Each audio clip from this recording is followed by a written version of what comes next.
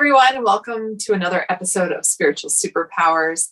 I'm Dawn, and this is Caron. And we have a really interesting show for you today. I'm actually super excited because I don't even know what's coming our way. Caron, as you recognize, we're in two different spots. Caron is at her winter home in Tucson, Arizona, and I'm here in chilly Canada, Caledon, in my tiny house. And Caron, while down there, she's been doing some sightseeing, and she's gone to Tombstone and done a ghost tour. So we're going to have a little chat about how that experience went for Caron. Yeah, so the tour was called the Tombstone Gunfighter and Ghost Tour.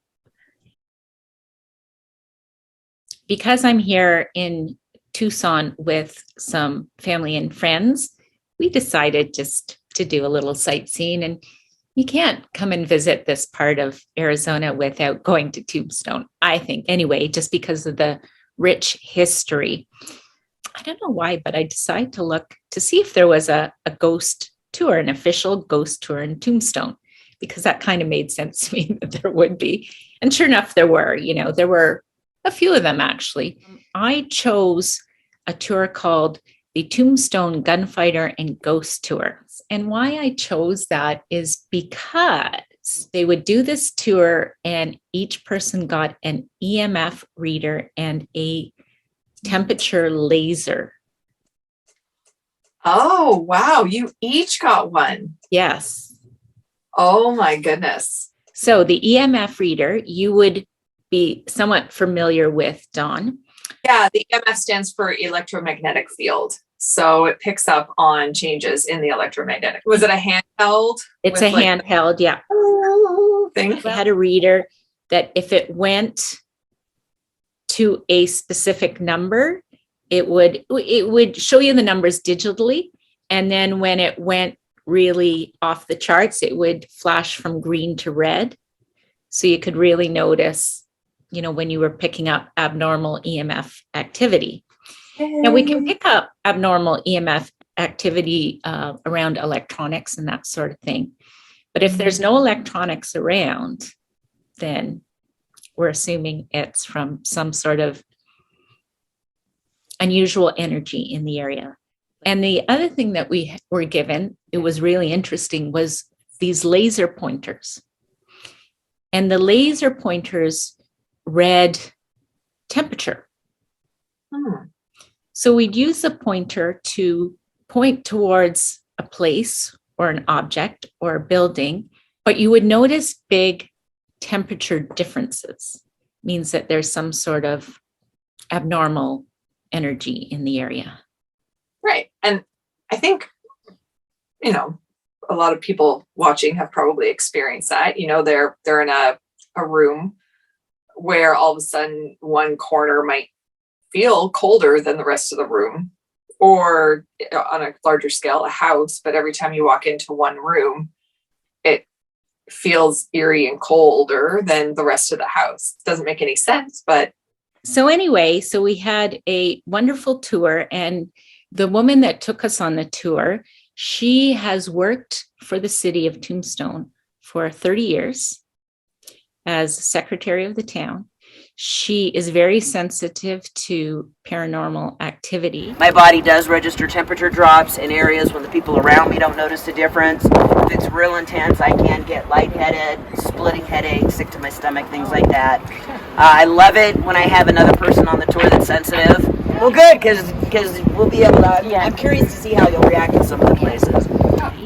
So she did a lot of work on trying to research whenever she came across some interesting activity or odd things, or just had an odd feeling about something. She would do research because she could go back into the town files and, understand the story behind maybe what happened. She was very interested in making sure people understood the real stories, and that a lot of the stories that you hear about Tombstone, were Hollywoodized or glorified and changed over time. So she wanted to set the record straight, for some of the stories that you hear about Tombstone.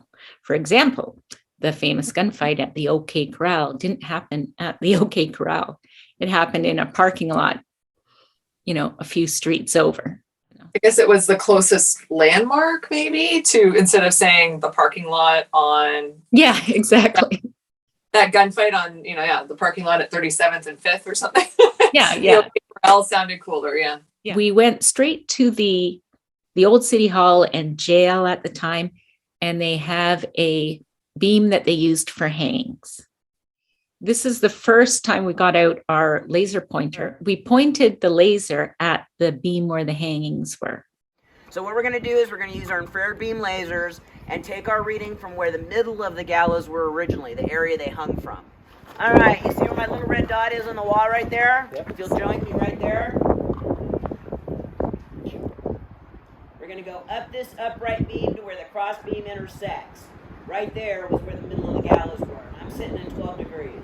Now, if I stay on that beam and move it away from that spot, keeping it on the wood, I jumped up to 43 degrees. Now, the only explanation for that, if I bring it back here where they died, it plummets again.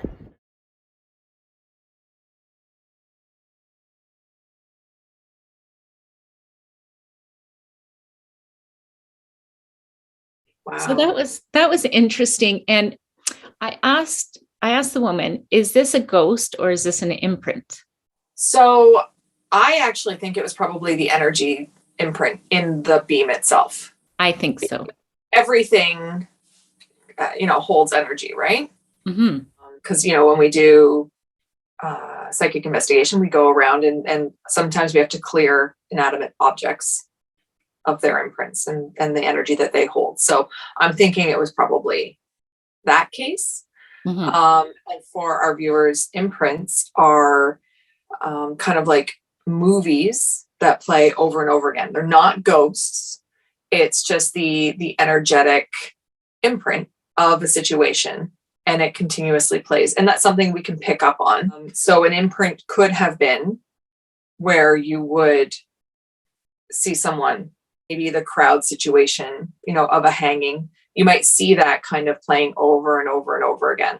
Oh, and then a ghost is an Earthbound Soul who is stuck there. Their energy would be representing a ghost when you're doing that temperature change. So, but in my, like, I wasn't there, but I would think that it was probably the energy of the beam, the post itself, because there would be a lot of not nice energy projected into that structure for sure. And I'm pretty sure it holds that sadness. Near where the hangings were, there was this big safe from a bank in town, just a big metal structure. And why it got moved there out of doors, no one knows. But the woman who guided this tourist said that she's always felt weird walking by that safe. So then I had to start doing some research. And when I found out the story behind this particular safe, it creeped me out. The mining company that owned this safe had 3 business partners. They also had an office manager. And apparently the rule in the office was that manager was not allowed to open this safe for any reason unless at least one of the owners was present.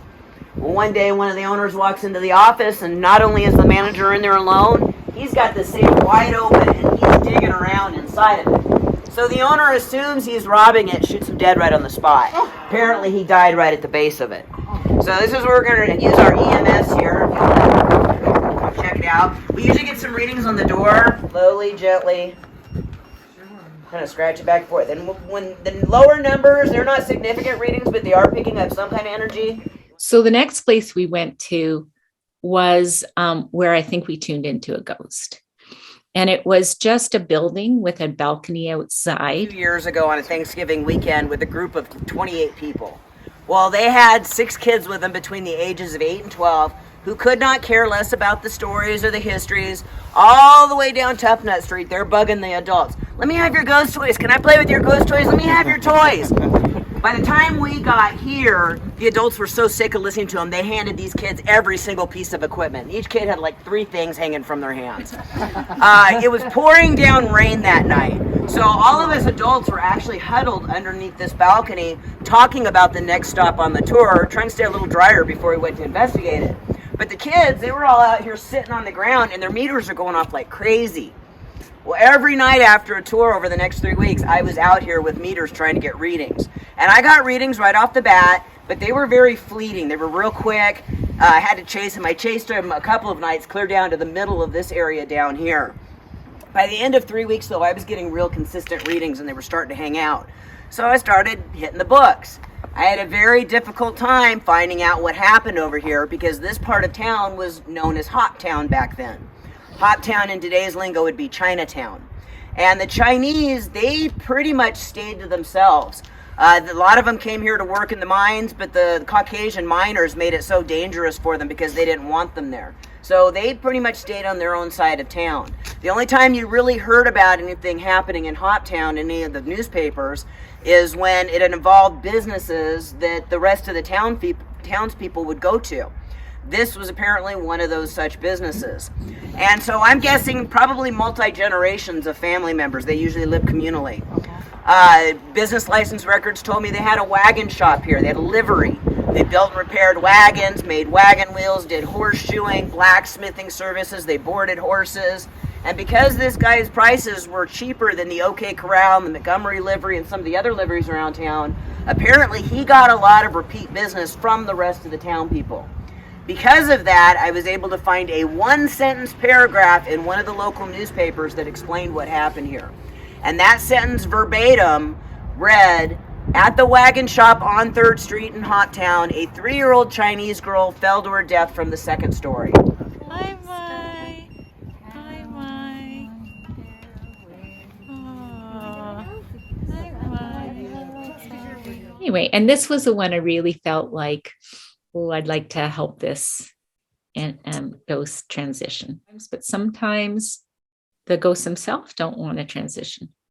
Mm-hmm. Think back to our episode on the Ace restaurant in Toronto, where we connected with the ghost, Mrs. Lee. That's so true. She is so attached to that building and the restaurant and doesn't think that it can run without her. So she doesn't want to cross over. Well, then the next place we went to was a property where they had taken a lot of mining equipment. There was a lot of EMF activity on some of the mining equipment. And they know from back in the day that a lot of the Chinese immigrants who worked in the mine were treated horribly and might have died tragically in the mines. The objects were taken out of the mine, but I think there's the imprint of, some of these tragedies in these pieces. Mm-hmm. Yeah. Like an artifact can have lower vibration, or a piece of fabric could have a lower vibrating energy attachment to it, just even by the person who made it, the circumstances around how it was made. So in that time and in those circumstances, it's highly likely that there would be multiple, energetic forces placed on those pieces, and they would have that signature.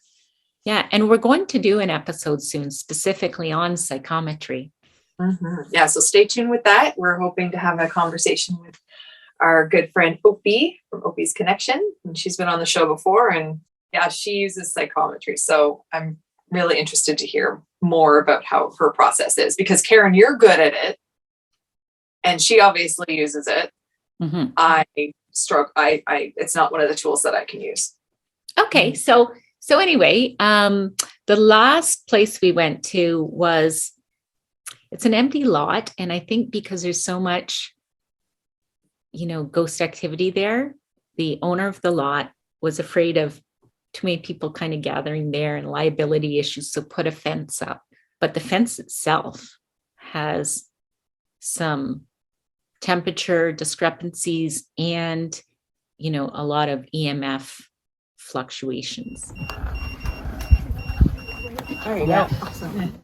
So again, whether that was a ghost or an imprint, it's hard to say because we really couldn't get into the property itself, but the fence really held the odd energy. So that was the end of the tour. Now, when I talked to the tour guide about my experience at Birdcage Theater the day before, she was like, oh yeah. She says, yeah, I can't even go in there, she said. Oh, really? Yeah. And so if for our viewers, if anyone is a little fearful of the unknown, just know that we are much stronger in our bodies than they are. So you have nothing to worry about. You are more powerful. And you can always just cloak yourself in a field of protection. You can imagine a steel egg around you. You can, zip up yourself into this magical, cloak of protection. And then afterwards, you can always shower, imagine water coming over you, washing anything that's not yours away, barefoot on the ground, grounding yourself, shaking it off. There's lots of stuff that you can do to then cleanse your aura if you feel like you might have come into something unusual. Yeah. So that was this tour, and it was really great just because of the historical knowledge of this woman and the fact that we got to use these lasers and EMF readers. It was a lot of fun, very interactive. So it's a great tool to help people sense, like when you were in Birdcage Theater, right? When you were there, you had feelings of nausea, heart racing, difficulty breathing.